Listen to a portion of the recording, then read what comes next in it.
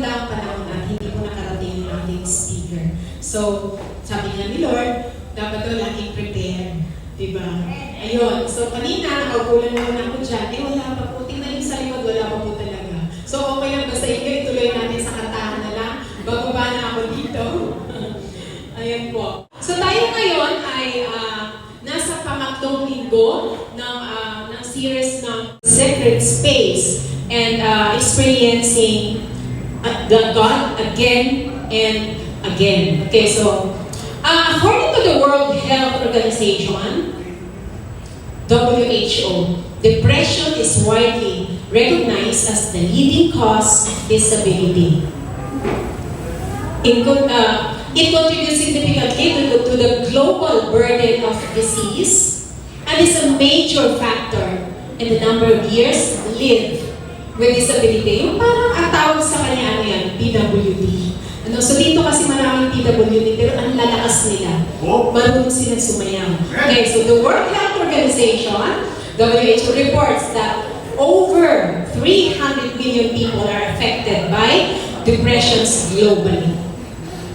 Bago pa tayo magpatuloy, nais ko pong patiin ang lahat na nandito, lalo na po yung mga first time, pagkatas na online. Yes, at nandito po yung sa online. At po, i-share nyo na lang po ito kasi ngayon medyo masama ang panahon at ang iba ay masarap naman na nag-stay sa bahay at nanonood na lang din ng online.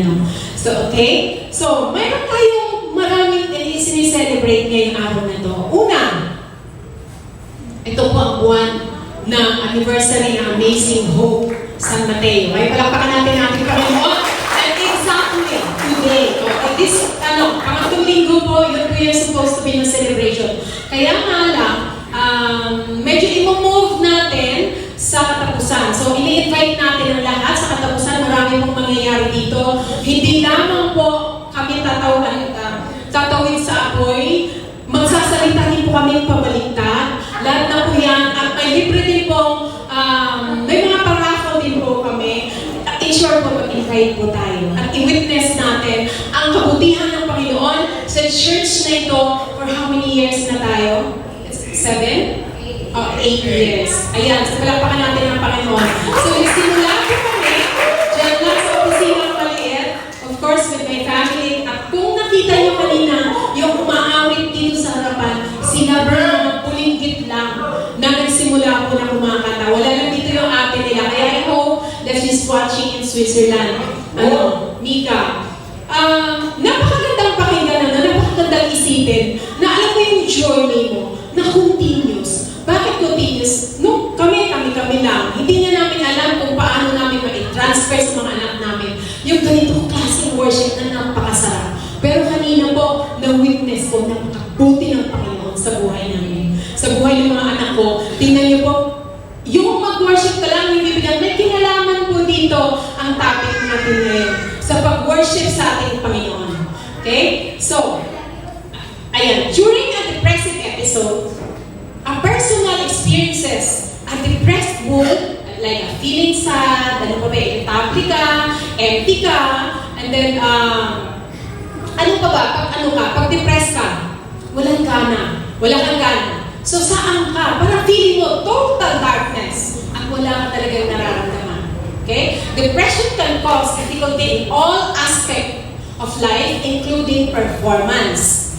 Performances sa school, sa trabaho, sa work, and relationship syempre sa pamilya. At ganun din sa mga kaibigan natin at sa ating community. Okay? So sabi sa research, estimated daw, 12 billion productive work days are lost every year to depression and anxiety lang daw.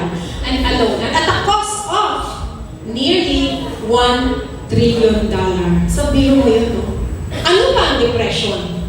Is it something physical or what? Pero tingnan nyo, no? Tingnan nyo kung gaano ang kalugian globally. So meron niyang 58 trillion pesos. Siyempre, 58 tayo ngayon. Okay, so gusto ko lang i-compare yung depression at saka anxiety. Kasi minsan nalilito tayo eh. Sa panahon ngayon, napakadali na lang sabihin, depressed ako. Meron akong masama ang loob ko, maganito pa. Parang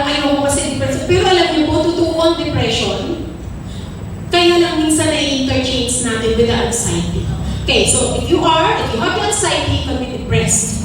Amen po ba? Okay, so depression and anxiety are distinct mental health condition. Alam niyo po, worldwide, globally po ang campaign ngayon ng mental health. Kasi dito inaatake ang lahat. Kahit nga napakatahimik na pamilya eh. When it comes to mental health, hindi mo alam, akala mo, nananahimik lang siya, akala mo, hindi mo lang napansin, hindi mo lang depressed na. Oh. Diba? So, mayaman wala akong pinipili. But they frequently co-occur and share some overlapping symptoms. So, depression is characterized by persistent feelings of sadness, loss of interest, and low mood, while anxiety involves excessive nervousness and fear about the future events, while everyone experiences occasional. So, ang anxiety pa lang, eto yun, ang anxiety, yung nagpapraning ka, yung parang iniisip mo parang, naku, paano na lang, paano kung wala ako ganyan pagdating ng araw na yan. So, parang napapraning ka na, like, sa amin po, mga negosyante, dami nang i-issue check eh. Pagdating mo ng mga due date, parang meron na, napapraning na kami, parang na kami nagkakaroon na anxiety na magkakaroon ba tayo pang pondo? Diba? So, ganun yun. Ano pa? Marami pang iba. Kahit sa mga estudyante, eto, kumuha ng board exams. Bumagsak. So yun, dahil naranasan niya ng bumagsak, and she gets, depressed. So doon, ang depression, yun yung nangyari na. Nangyari sa'yo na nag-fail ka, nangyari sa'yo na nasaktan ka, nangyari sa'yo dahil may sakit ka, yung feeling na nasaktan ka, yung feeling na nakagrabyado ka, yung feeling na nawalan ka, yung feeling na kailangan mo, pero hindi mo nakuha. Yan po ang feeling ng depression. Pero ang anxiety po, yung wala pa nga eh. Diba? Iniisip mo natin is something negative. Both conditions can cause sleep disturbances, changes in appetite, difficulty in concentrating, fatigue, and irritability. Okay, so depression is very complex. And it is universal. So, tinatamaan ang lahat. In fact, yung psalmist natin dito sa ating text na ito, worshiper siya. And it is not a battle between flesh and blood. Okay, so basahin natin. Why are you depressed, O my soul? Why are you upset? Wait for God, for I will again give thanks to my God for His saving intervention. I am depressed, so I will pray to you while in the region of the Upper Jordan, from Hermon, from the Mount Mizar. So, dito, ang depressed sa Hebrew, sinasabing shaka. I hope I pronounce it right, no? Although may idea ako about the Hebrew, kaya lang, mahirap din magkabisa. Okay, so depressed, being cast down. Okay, so, samahan niyo po ako sa ating topic ngayon na pinamagatang surprise. Okay, so bago niya tayo manalangin. Okay, so dakila naman, maraming salamat, Panginoon. Lord, every moment, Lord God, na magkasama kami in your name, Lord God, is an opportunity for us. So, we are so grateful, Father God, sa araw na ito, Panginoon.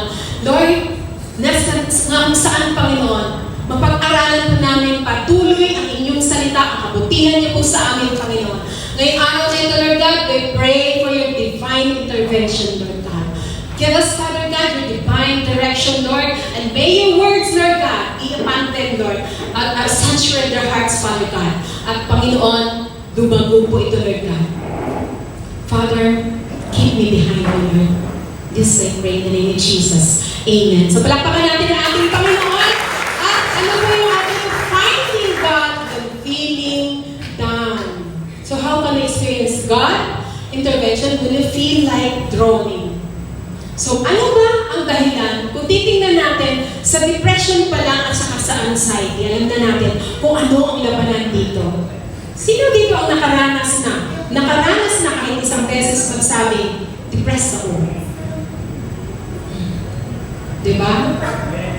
Lagi ko lahat tayo eh. O di kaya, wala na akong gana. parang gusto ko na lang matulog, gusto ko na lang mahiga, gusto ko na lang, iwanan nyo na lang ako.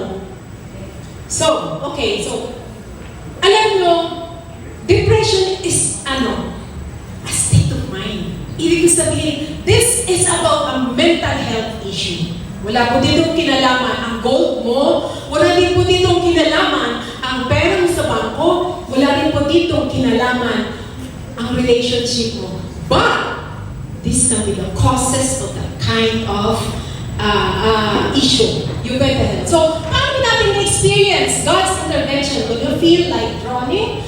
Okay, so point number 1, wait for God. Why are you depressed, oh my soul? Why are you upset? Wait for God. So, yun nga kanina, sabi, ang sa Hebrew, ang wait is, ang tawag dyan, ang wait is hope, yahal. Hope, expect, tarry, stay, trust. So, what does wait for God means? So first, wait for God expectantly. Tinamaan ng depression ang taong nawawala na ng pag-asa or nawawala na ng inaasahan. Alam nyo, yung depression naman kasi lumalapit lang yan doon sa taong walang kinakapitan eh. Amen po ba? Yung makaranas na ng lahat ng pangyayari sa buhay mo, failure, and reasons for you to stop and just stay in the dark place. Like, maraming mga bagay na hindi sumasang-ayon sa gusto natin. In fact, ang mundo ngayon has a lot of factor or has a lot of reason na magkaroon ng depression ng mga tao or anxiety. Resulta, hindi na nagiging productive. Ito ay isang issue tungkol sa mental health. Think of what happened ngayon sa kapaligiran. Ito lang, huwag na tayo tumayo. Ito lang baha. Okay? So, sino dito ang napagod para iakyat yung mga gamit nila? Ano ba? O, diba? Sino dito ang nangarag na hindi makatulog? Sinabi dito, pag depressed ka daw, hindi ka makatulog. Ako rin po eh. Kasi panay-panay ang silip ko sakit, baka pumasok na yung tubig. Tubig lang yan eh. Bakit ba hindi ako makatulog? Diba? Pero ito yun eh. Ang dami-dami, iba pa. Alam niyo po, ang balita ngayon, parang ayoko na nga makita, ayoko na nga magkaroon ng NDA. What happened to Texas? Diba? So, napakatagal na panahon. Ngayon ang nangyari sa kanila, parang hindi po natin nakalain that the first world countries will experience such kind of catastrophe, no? Ilan ang namatay? Gaano kalawak? Pero alam niyo po ba kung gaano kalapad ang lugar nila? Para ganun yung mga taong mamamatay or matatamaan ng ganitong klaseng sakuna. Hope is a companion of power and mother of success. So hope strongly has within him the gift of miracles. Sabi ni Samuel's mind, ang pag-asa daw ay companion of power and the mother of success. Pakisabi nga, success. Hanggat may pag-asa tayo, hanggat nandyan ang mundo, may tagumpay po. Meron po tayong hope. Meron po nakalaan para sa atin. Okay? So, when you have lost hope, you have lost everything. Amen po ba? Comparing to a deer longing for water in the stream, ganun din dapat tayo masabik sa ating Panginoon. Sabi nga dito, di ba? Wait for God. Sa tuwing alanganin tayo sa sitwasyon natin, nagdidesisyon tayo kung ano man yung gusto natin. Let's say for example, nandun ka na, nalugmok ka. Ano ba yung mga kailangan, ano ba yung mga nangyayari sa atin na kailangan na talaga sobrang action na ganito. Minsan, nasasaktan tayo, nagdidesisyon tayo nang wala tayong kinakausap na ibang tao or hindi tayo lumalapit sa Panginoon. Anong nangyayari? Total disaster. Why? Kasi wala ka sa tamang pag-iisip eh. Wala ka sa tamang statue eh. You are depressed. So, ang depression ba kanino? Hindi yun sa kay Lord eh. Sa kay Satan yun eh. Diba? It is a sickness na kung saan binabattle ng maraming tao sa buong mundo. Okay? Ang gyera ba ay hindi nakakatakot? Anong pwedeng magiging apekto nito? Hindi lamang po sa Ukraine at saka sa Sa Russia po ang giyera. Sila doon, oo, nagbabakbakan. Pero yung effect po na economy, kasama tayo. Naramdaman niyo po ba yun? Tumaas ang gasolina. Diba? Tumaas ang lahat ng bilihin. So yun yung sinasabi, lahat po ay vulnerable into depression. So, ang nangyayari, pag ikaw tinatamaan ng ganitong klaseng karamdaman, o ganito, parang akala mo okay lang, no? Parang akala mo, Lord, kailan ito matapos? Nakakawalang pag-asa lang, traffic nga lang eh. Diba nakakawalang pag-asa na? Ako minsan, pag pumupunta ng oras, syempre, yung asawa ko yan, marunong yan, tumakbo sa traffic, alas 2 pa lang, umaalis na. Pero ako kasi, bagaan ka talaga, like 6 o'clock, para mawala ng pag-asa. Doon ko talaga literal nararamdaman na mawala ng pag-asa. Pero alam niyo po, hanggat may kalsada, may pag-asa. Sabi ko nga in 30 years, maaayos dito. At least, di ba? Merong 30 years kesa wala.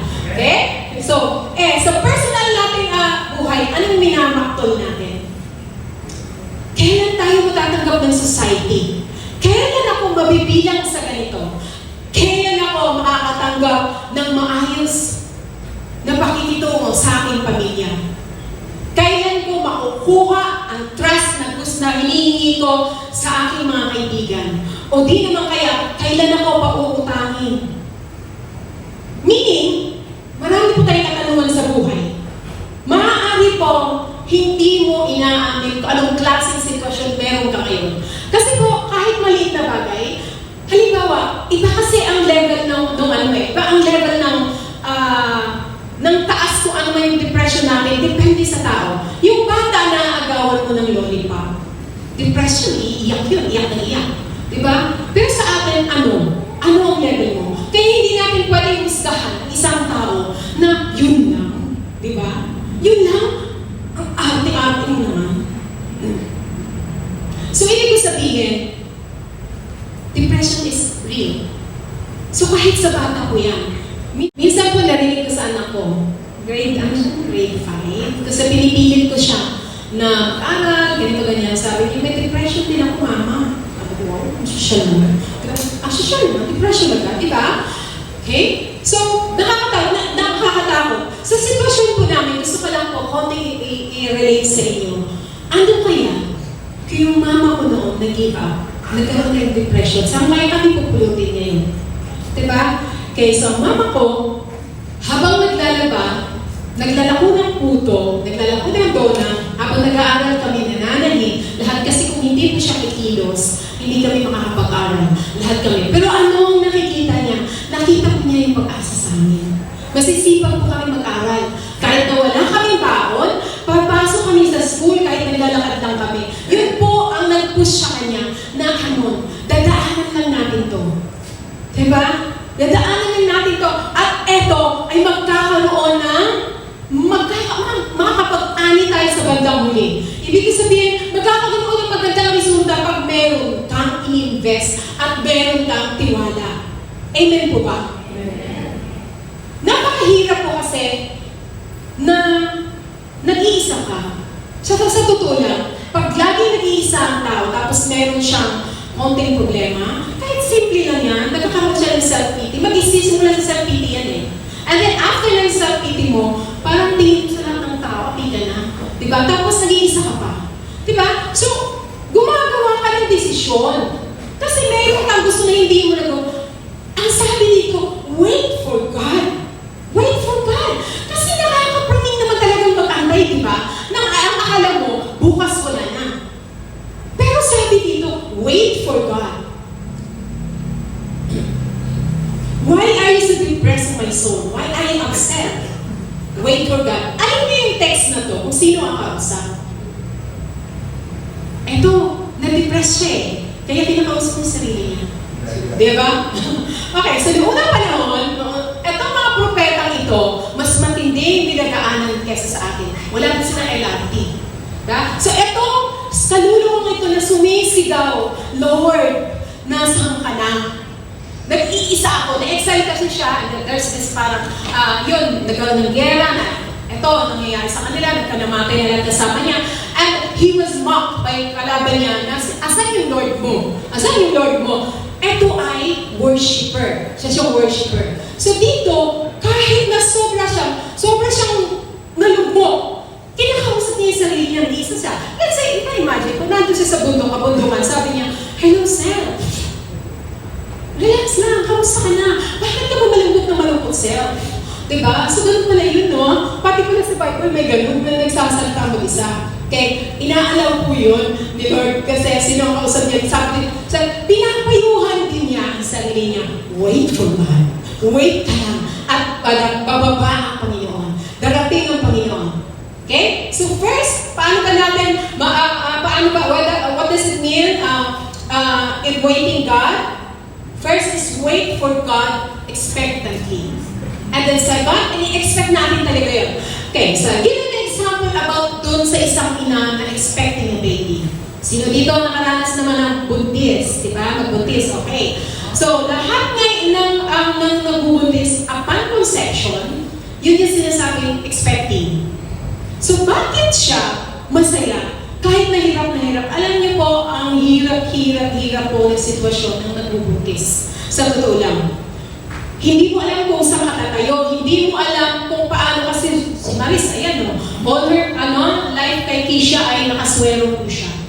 Pero bakit siya nagpupurso? Bakit siya parang excited? Kasi alam niya na may lalabas na Keisha. Alam niya na gano'n po yun. Alam niyo po, kung gaano kahirap nang nararamdaman mo, hindi ka makakain. Pero ganun pa man, ang saya-saya niya, kinakausap niya yung siya niya. Diba?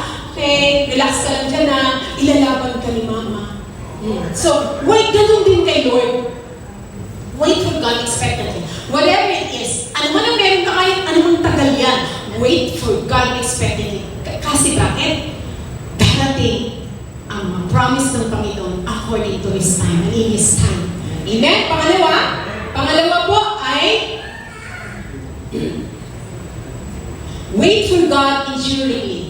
Okay, so the psalmist presents a mixture of emotions and it is odds within himself. Given this level of distress, it is very possible that he is telling himself to, ayun, kinakausap niya kayong sarili, ayan, just hang out and don't give up. So, ganun lang yun. So, ibig sabihin dito yung tarry, okay, so yung tarry, yan yung tinatawag stay longer than intended. So many people fall in life not by lack of intelligence, but by lack of patience. So yung iba, kaya nagkakamali, kaya nasisira ang diskarte kasi walang patience. No? So wait for God expectantly. Ini-expect na lang din naman natin na ang bagay na ito ay kay Lord. Ang bagay na ito ay darating. Endure na natin. Ini-endure na natin. So, while expecting for something that God will give you, ayusin po natin ang ating paglalakad. Katulad po na isang buntis. Nagpa-vitamins, di ba? Nagpa-check up. So tayo, huwag natin hayaan mag-isa tayo. Itong klaseng gawain ito, ang gawain ito, ito yung gawain ng pinaka-example. Habang nag-aantay ka, nag-e-expect sa Panginoon, sumama sa ganitong klaseng gawain. And then, faith comes from hearing, and hearing the Word of God. Amen po ba? Yes. So, kung naririnig mo, kung nakikipag-fellowship ka, meron bang negative doon? Na-a-active ang spirit ng bawat isa. Amen po ba? Lalo na ikaw. Let's say, dalawang klase yung tao lang naman ang nagiging grateful. Let's say, kasi dito i-endure natin, antay natin kasi the moment na waiting for God, ibig sabihin, we are grateful. Na-recognize or pinasasalamatan natin ang mga bagay na meron tayo, na binigay ng Panginoon sa atin. Naranasan ko na Naranasan ko na i-bless ng Panginoon Naranasan ko na gumaling sa sakit Naranasan ko na iangat ng Panginoon Bakit pa ako hindi magantay? Bakit hindi ko pa i-endure? Diba? So, dalawang tao lang, ang klase ng tao na grateful. Yung isa, grateful siya, o nagpapasalamat nagpapasalamat siya kasi nakatanggap siya. Ayan po ba? Natural. Pag ikaw nakatanggap, anything kahit nga deserve mo magpapasalamat ka pa rin. Kahit nga certificate lang yan, you have to be grateful. This is something na ikaw ay ina-acknowledge. So yun ang tao Diba? Ano yung isa? Yung isa, kaya siya affirmative o nagpapasalamat, or grateful kasi siya talaga yun. Whether may matanggap siya o wala, maganda talaga ang perspective niya sa buhay. Dapat mga kapatid, ganun tayo sa Diyos. Hindi sa lahat ng oras ay nakuha natin yung gusto natin. Kasi po, ang panalangin ay maraming sagot ng Panginoon. Ang una, wait. Pangalawa, no. Pangatlo, ano pangatlo? Yes. So, hindi po pwedeng lagi yes. Hindi pwedeng lagi yes. May wait. May wait. So, ibig ko sabihin, kahit hindi mo pa nakuha yung mga bagay na yan, sa Panginoon, every morning, pagising mo, anong ginagawa mo? Grateful ka ba? Grateful ba tayo pagising natin sa umaga? Na-realize ba natin every seconds na nagbukas ang mata natin is a miracle? Na-realize ba natin yun? Look what happened nung kanina sinasabi ko sa Texas. Tulog sila. Pagising nila, kasama na sila sa mga loves na at sa baha. Yun po yung sinasabi ko, na hindi po natin pwedeng tawaran or i-question anuman po ang sagot ng Panginoon sa atin. Maybe this time, God is asking you to endure more so that you will be able to know kung ano ang gagawin mo pag natanggap mo na yung bagay na yan na pinagdarasan mo. Amen po ba? Kalapakan natin natin Panginoon. Napakahirap po i-beat ang tao na hindi gumigive up. Mga players, di ba? Si Manny Pacquiao, nanalo ba? Draw. What? Well, syempre, may edad na yun. At least hindi siya talo, di ba? Okay, so hindi ko sabihin, yun yung nakahirap talunin ng taong, ang taong, ready to fight. Amen po ba? Yung hindi gumigive up, hindi naiinit, di ba? Hindi naiiwan, marunong magantay. Okay, marami sana ang magaling, kaya lang mainipin. Amen po. Maraming magaling, kaya lang mainipin. What if God's voice is already speaking in His time? After all, He's the beginning and the end. Ay kaya, wait ka lang. Then, while waiting, renew your mind with positive thoughts that pleases God. Why are you depressed, O my soul? Why are you upset? Wait for God. For I will again give thanks to my God for His saving intervention. When you are in a situation na nag-iisa ka, na hindi mo man lang kahit konting parang clue na makuha mo yung bagay na inaasam-asam mo, anong kinikilos mo? Inuunahan mo ba? Inuunahan mo si Lord? Sa ano pa? Kadalasan lang naman po nangyayari yan. Malalaman po natin kung hindi tayo nagantay sa Panginoon yung taong yan. Kasi saan siya kumakapit? Sa drugs? Sa sugal? Ano pa? Ano pa yung mga bagay na hindi katangi-tangi at hindi rin po napiplease ng Panginoon? The moment that your action is not pleasing God, then ikaw po yun. Hindi marunong magantay at hindi rin po nananampalataya sa kakayanan ng Panginoon. Hindi ang Panginoon ay kulang, kundi po ang ipinapakita po sa atin, yung i-insure natin yung spirit natin. Habang kasi i-insure natin, nakikilala natin yung ating sarili. Pinapatibay natin yung ating sarili sa pamamagitan ng pakikinig ng salita ng Diyos. Sa pamamagitan ng pag-aaral ng salita ng Diyos. Amen po ba tayo? Okay. So, paano natin maranasan? Una-una po, wait for God. So, wait for God expectantly, and then wait for God ensuringly. Okay, so how can we experience God's intervention when we feel like drowning? So, point number 2 tayo. Number 2 is pray. Okay, so, why are you depressed, my soul? Why are you upset? Wait for God, for I will again give thanks to my God for His saving intervention. So perhaps the most fascinating nitong text na to, yung ending. Kasi yung psalmist declare that even though he does not understand and feels rejected and oppressed, he will continue to praise God. The psalm concludes with the same refrain of self-talk. So dito, kaya mo ba mag-praise sa Panginoon habang nasa balik ka ng karamdaman? Ito po yun eh. If you really know the goodness of God, o naranasan mo yung kabutihan ng Panginoon, dapat pala, praising God, nakasama na yun sa'yo. But there are different kinds of praising sa Panginoon, no? Yung kanina, yung kanina, kumanta tayo, worship tayo, ganito. Pangalawa po, i-please lang natin ang Panginoon. I-please lang natin. Kasi sabi dito yung psalmist na to, nasa kalagitnaan siya, siguro gutom siya. Okay? So, hindi lamang gutom ang nangyayari sa kanya, pagod siya.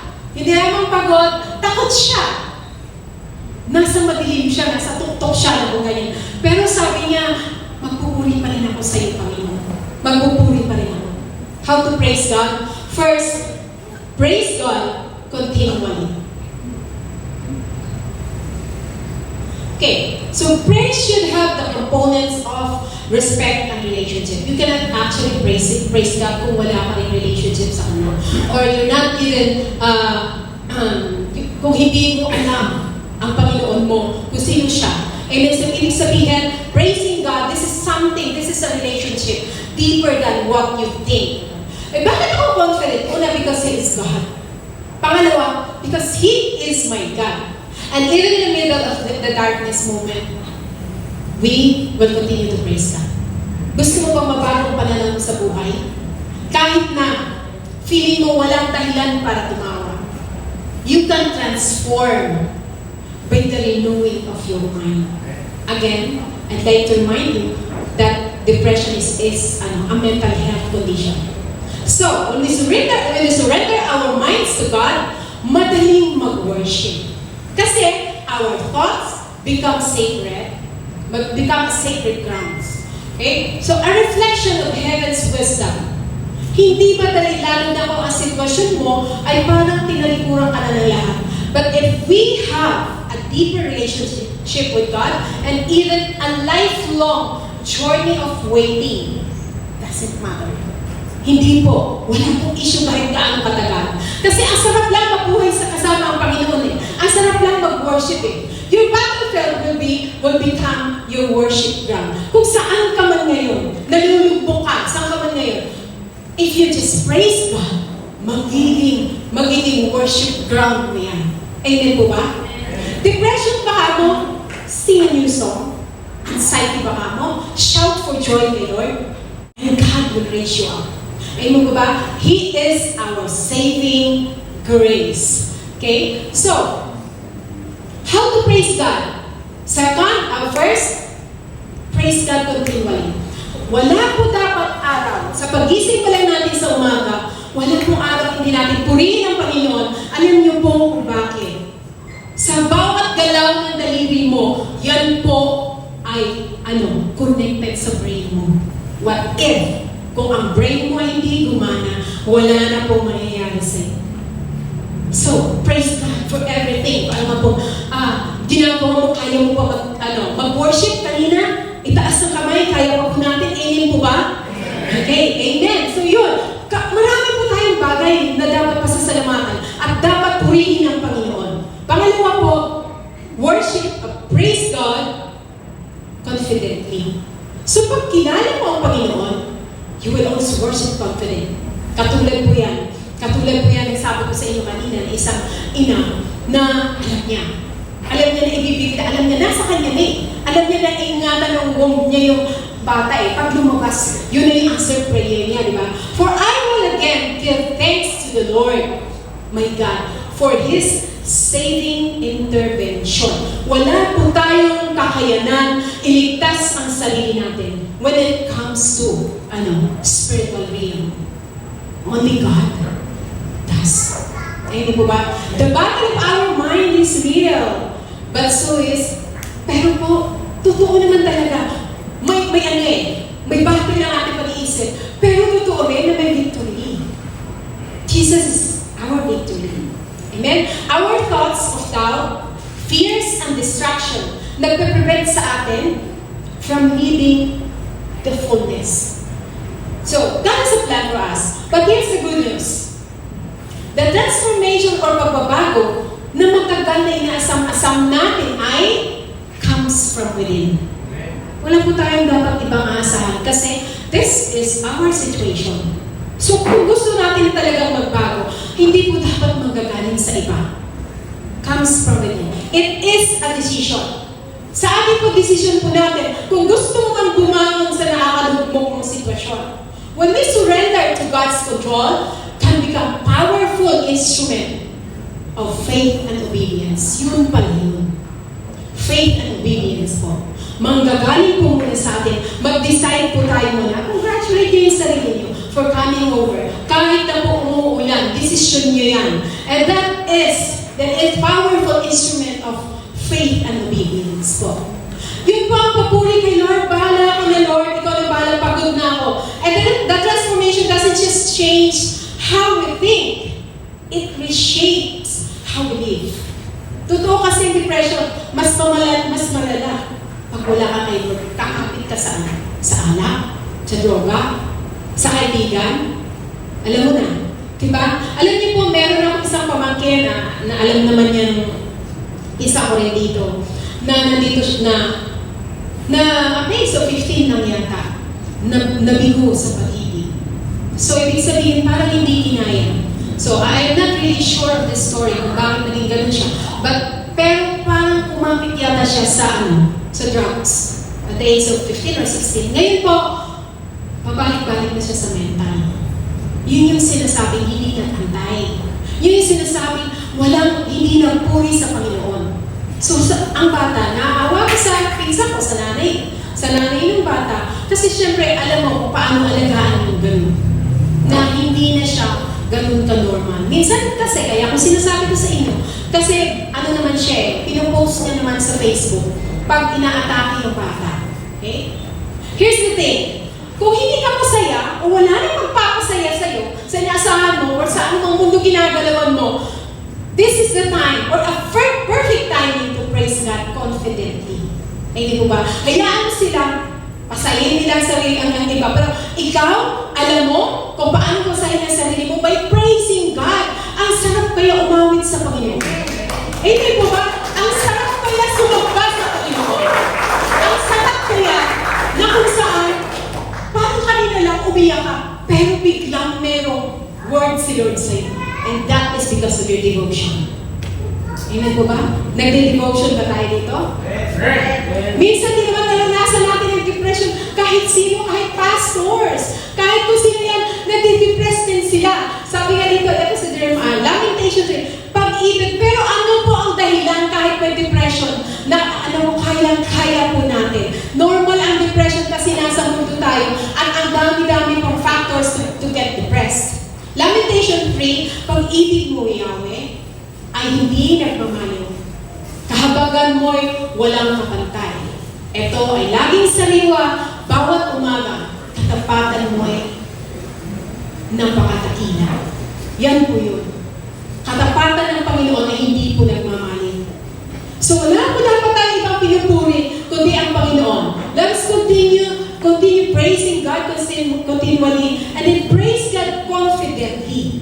So, ibig sabihin, pag sinabi mo, you are claiming whatever it is that you are asking the Lord, you are claiming na mapupunta sa'yo. No matter kung gaano man yan katagal, basta mapapasa akin yan because God says so. Ganun po yun. Amen po ba? Okay, so,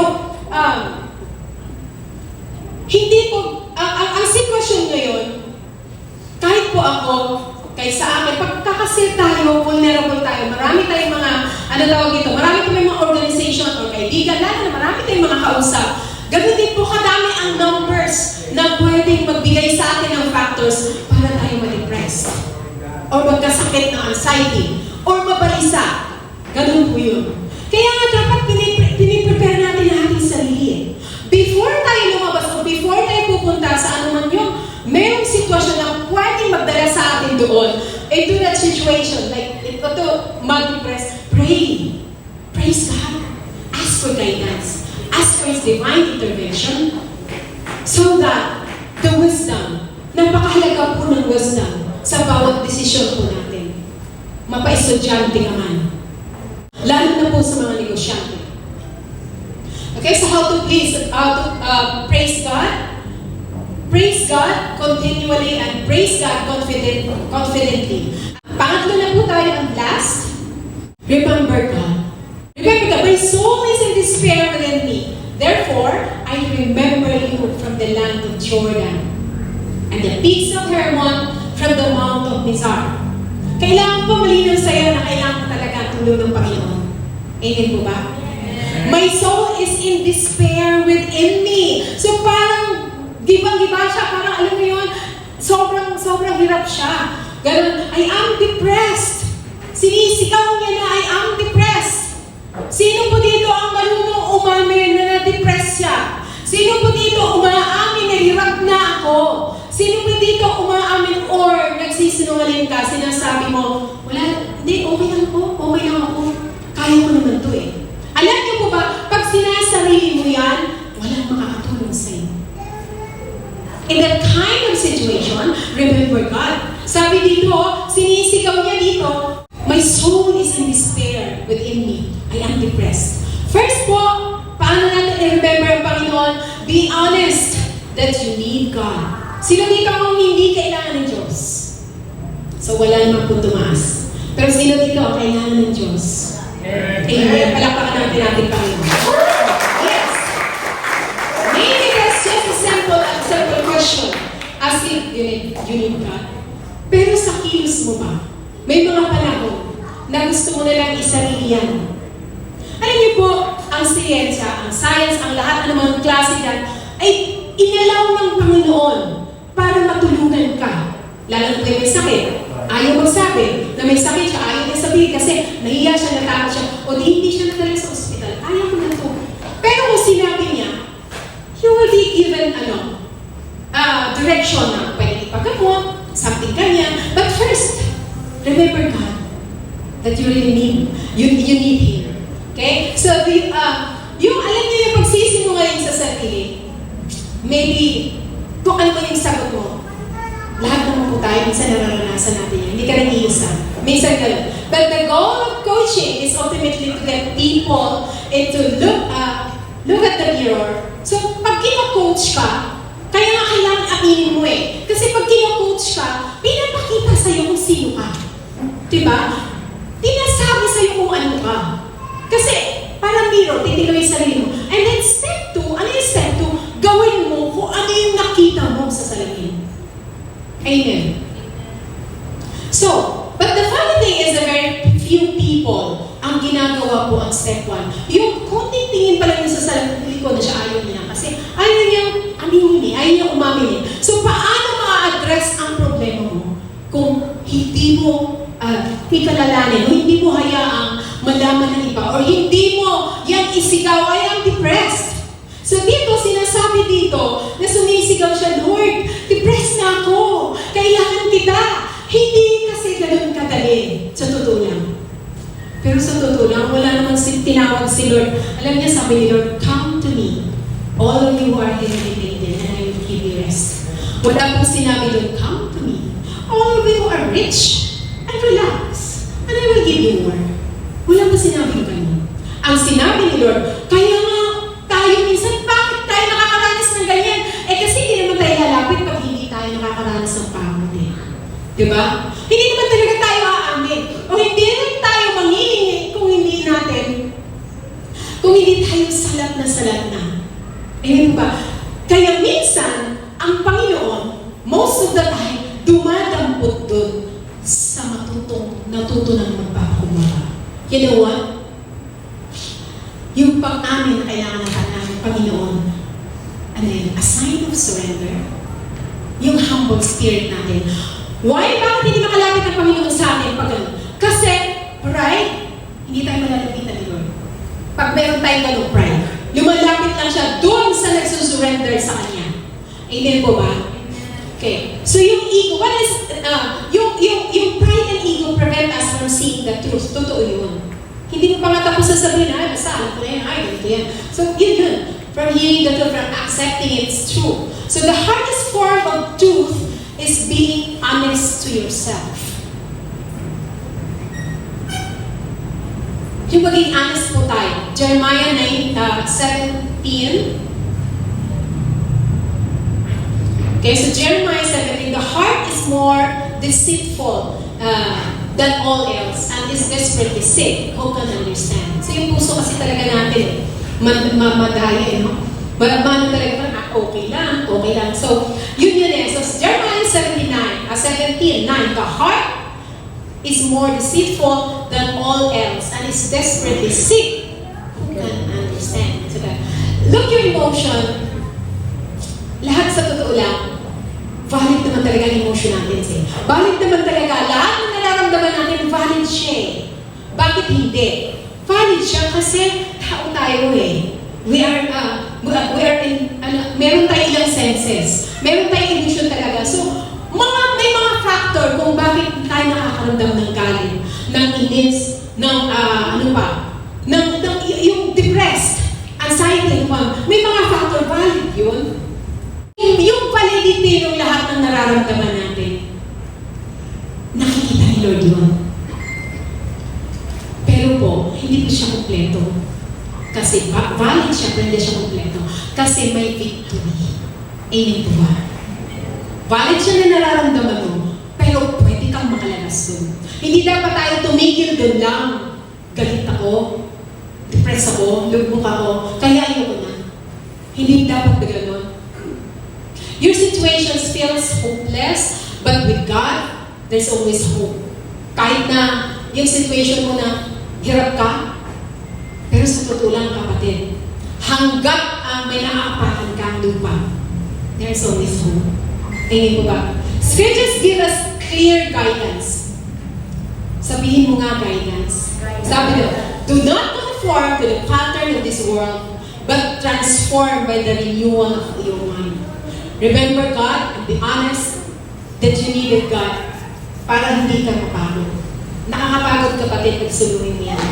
Nakakapagod isipin bakit. Yung pulos bakit lang. The human mind is like a garden. Ito, nakita ko sa isang article, sabi dito, the human mind is like a garden. What we planted in our thoughts will determine what grows in our action. Kung hayaan natin na ang natalim sa ating isipan ay doubts and anxiety, ang tutubo yan napakabilis. Lalago yan ng napakabilis. They will quickly grow, overshadow the peace and trust God desired to give us. So kung hayaan natin yung laman ng isipan natin at pupulos na lang negative, mawawala po yung peace of mind natin. But if we choose to feed our minds with scripture and heartfelt prayer, para itong binubunot yung mga masasamang damo. At yung mga masasamang damo na nakatanim dyan, ano yung mga yun? Ano yung mga yun? Hatred. Kadalasan po, yung inip natin. Amen po ba? Yung nakatangin sa puso natin. Pag ito po, ay feed natin ng scripture, salita ng Panginoon. Knowing the scripture of remembering God is the most moment we need to remember that every thoughts we surrender to Christ is like a brick in an eternal structure. The more we give Him our worries and fears, the clearer our visions becomes. Alam nyo, yung topic na ito, hindi ganun kadali. Minsan nga sinasabi ko, bakit kaya ito ang napunta? Ngayon kung bakit? Ang hirap na ito arutin eh. Kasi this is not something flesh and blood. This is something spiritual, eternal, real. Na minsan, pag hindi ka nakakunik, hindi mo maintindihan or hindi mo naranasan, feeling mo lang hindi mo naranasan, baliwala sa iyo. Pero po kanina, nasabi naman natin, affected ang mundo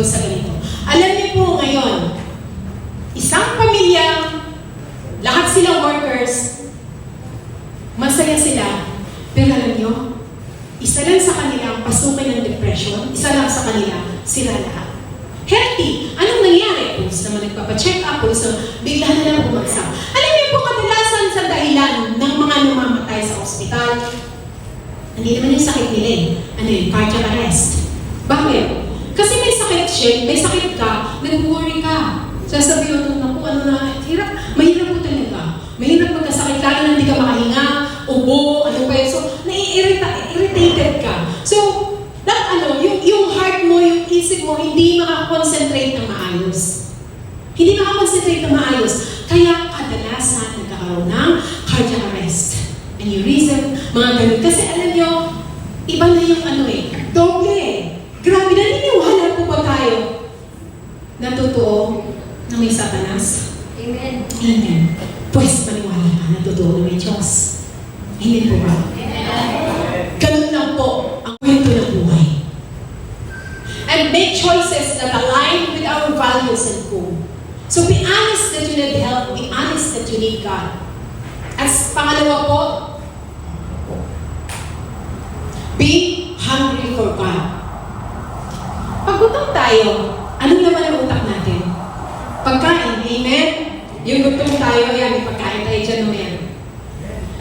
Kaya nga kailangan magkaroon tayo ng kauhawan sa Panginoon. Para ang laman ng puso at utak natin ay ang Panginoon lang. Para hindi papasok ang kahit anong negativity dyan. Kung ang Panginoon lamang ang laman ng isipan natin. Hindi mo ba? Kahit na mag-isa ka, kahit malayo ka sa pamilya mo, eto kasi malayo siya, nalayo siya. Kahit na tingin mo, hindi ka na makakauwi. Magkakaroon tayo ng kauhawan sa Panginoon. Ang isipan natin, ang puso natin, all of us will be saturated with the Spirit of God. Hindi po tayo basta-basta lulog mo. Palampakan natin ating Panginoon. Perhaps, some of the grief that He is away from Jerusalem, ito po yun, ang ating scripture dito. Sabi ni John Piper, sa Hungry for God, sabi niya dito, our appetites dictates the direction of our lives. Whether it be cravings or our, dito na lang, kung gaano makita. Whether it be cravings of our stomach, the passionate desire for possessions or power, or the longings of our spirit for God.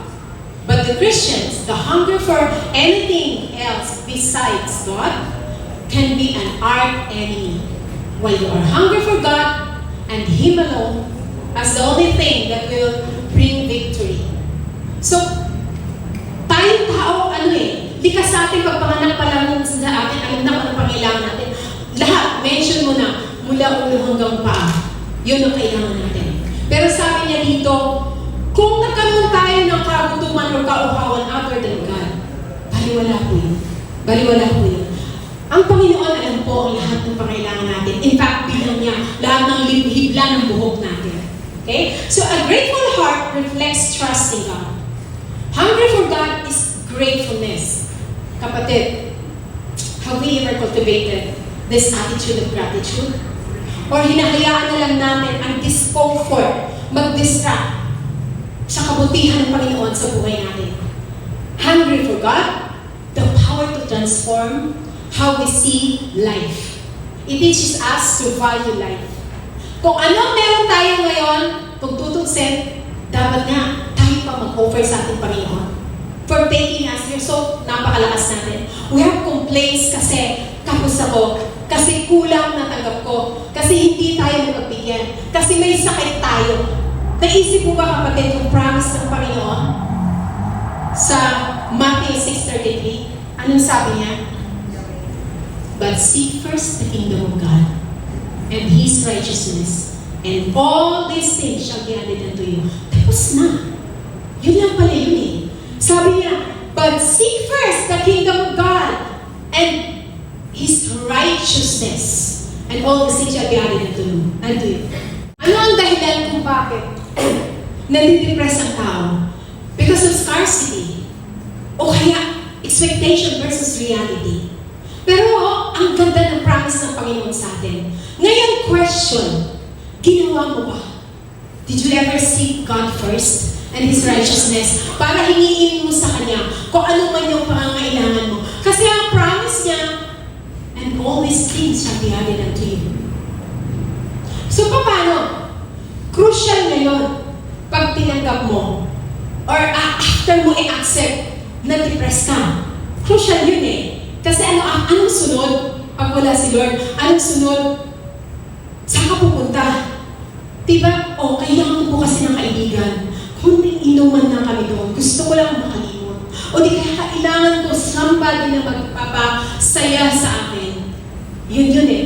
Sabi mo, oh my God, malungkot ako. Yun. So again, our appetites dictates the direction of our lives. And to conclude, how can we experience God's intervention when you feel like drowning? Number one, wait for God expectantly and ensuringly. Wait for God like a mother na expecting a baby. Wait for God and ensure. Kasi sure tayo, alam natin na ang Panginoon ay tapat sa kanyang pangako. And then praise God continuously and confidently. So if you have a relationship with God, nag-antay ka na lang din naman. Do not make your day God na wala kang ginagawa. Worship and praise God. Worship and praise God continually and confidently. Kasi moment o oras lang na magkakanti ka, ang dami pong kalaman. Amen po ba? Yes, remember God honestly and humbly kahit saan ka man. Kahit ano man ang kalagayan mo, always remember, si Lord lang ang pwedeng magligtas sa iyo. Temporary lang yang meron ka ngayon na kaligtasan na kung ano man yung nakuha mo out of your strength. Pero ang kay Lord is everlasting and eternal. Why are you depressed, O my soul? Why are you upset? Wait for God. For I will again give thanks to my God for His saving intervention. So, notice po ang psalmist natin dito talks sa sarili niya. Take note. Depression hates a moving target. Therefore, you must determine to move on. Mag-move on po tayo para po hindi po natin bahabaran ng depression na yan nang sa ganon, makita po natin ang kabutihan ng Panginoon. Makita po natin na yung inaantay natin pala, yung pag-worship natin, yung itong ginagawa natin, itong ginagawa, while we are waiting for God, when we are waiting for His goodness, for His time, lahat po may panahon para sa ating Panginoon. Through prayers and meditation on scripture, we not only find answers to our dilemmas, but we learn to see challenges and opportunities for growth. Also discover peace that surpasses all understanding.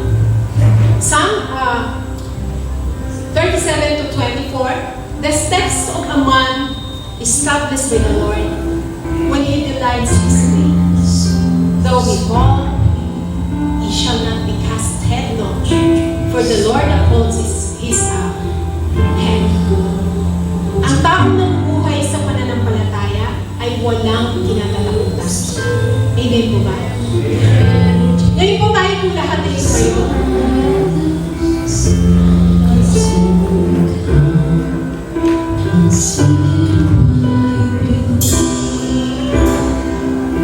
Kapatid, ano man ang kalagayan mo ngayon, maaaring hindi mo aaminin na naranasan mo ang sinasabing depression or ang sinasabing anxiety or ang sinasabing pagkalog mo. Naisip mo ba, 2,000 mahigit na taon ang nakaraan, meron isang Jesus na na-depress din. Na-depress bakit? Nakapako sa cross ng ilang oras. Habang binabayubay siya, habang sinasaktan, habang kinumot siya ng mga tao ng mga taong nananakit sa kanya. Minsan din po siyang nagtanong, my God, why have you forsaken me? Si Lord yun. Lahat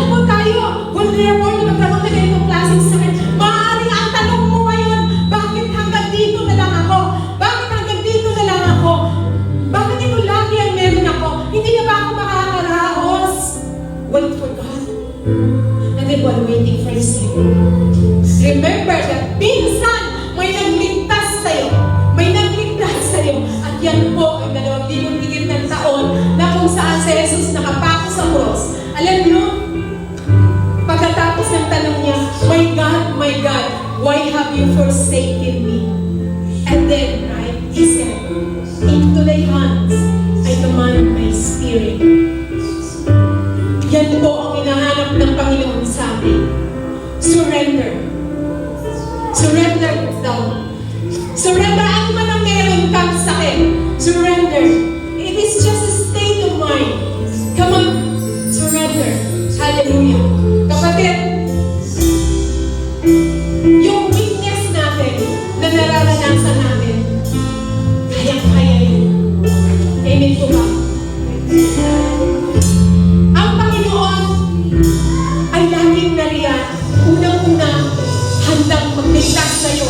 Handang magligtas sa'yo. Ang kailangan mo lang, i-renew ang minds mo. Ang kailangan mo lang, surrender to God. Ang kailangan mo lang, magpakumbaba. Ang kailangan mo lang, umamin, Lord, hindi ko na po ito kaya. Lord, hirap na ako. Lord, hindi ko po kaya. Lord, I need you. I need you. Hallelujah. Hopeless ka ba? Na parang gusto mo nang huminto. Ano mang klaseng emosyon yan? Takot man yan?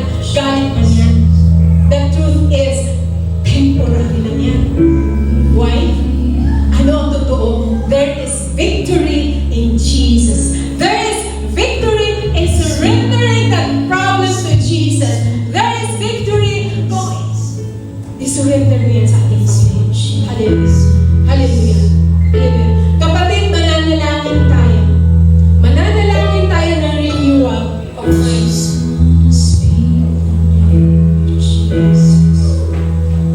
Let's close our eyes. Let's close our eyes.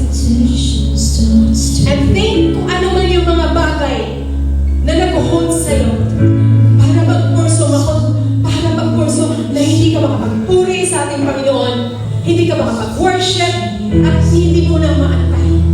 Isipin mo yan. Ngayon din, ngayong oras na ito, isurrender yan sa ating Panginoon and say, Jesus, I surrender to you. Hallelujah. I surrender to you, Jesus. And I worship you. Teach me to worship, Lord. Teach us to worship, Father. Hallelujah. Ano man yung stronghold ngayon, Lord? Sinusurrender namin ngayon, Panginoon. And in the name of Jesus,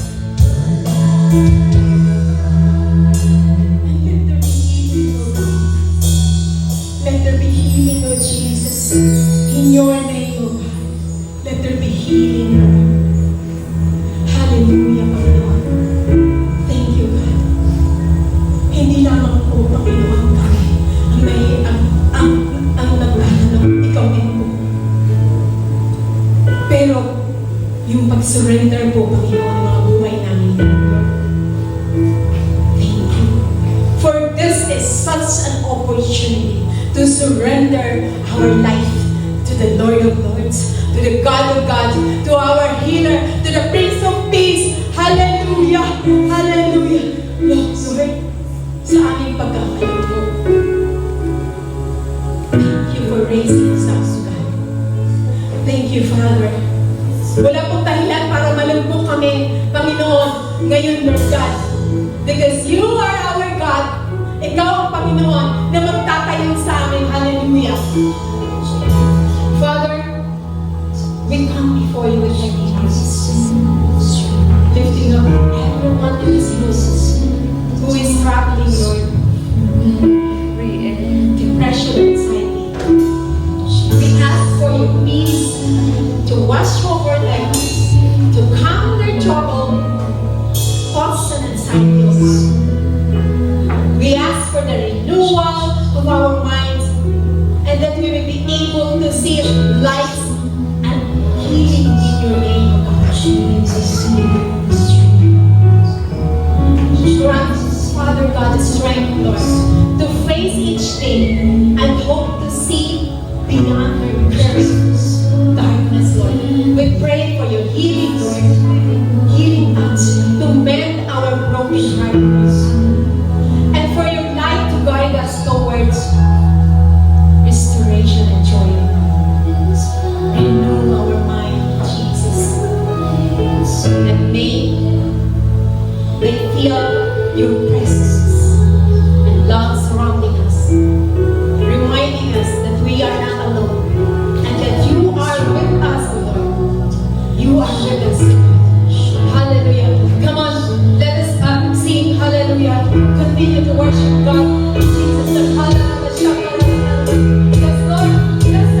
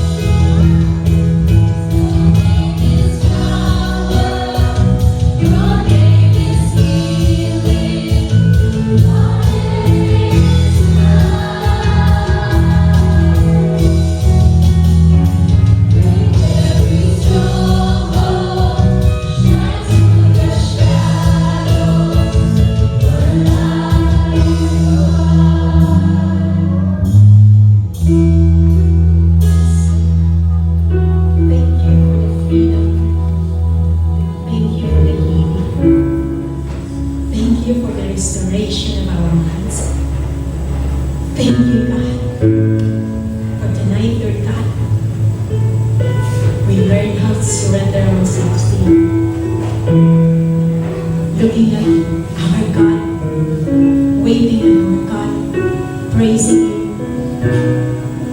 remembering the good things that you did to us. Thank you. Continue, Father God, to give us a grateful heart that we'll be able to be grateful sa lahat ng oras mo. Salamat sa gabi nito. This we pray ng lahat ng anak ng Diyos at ng palaya ng Panginoon at ng inyong mind ng Panginoon. Magsabi ng Amen.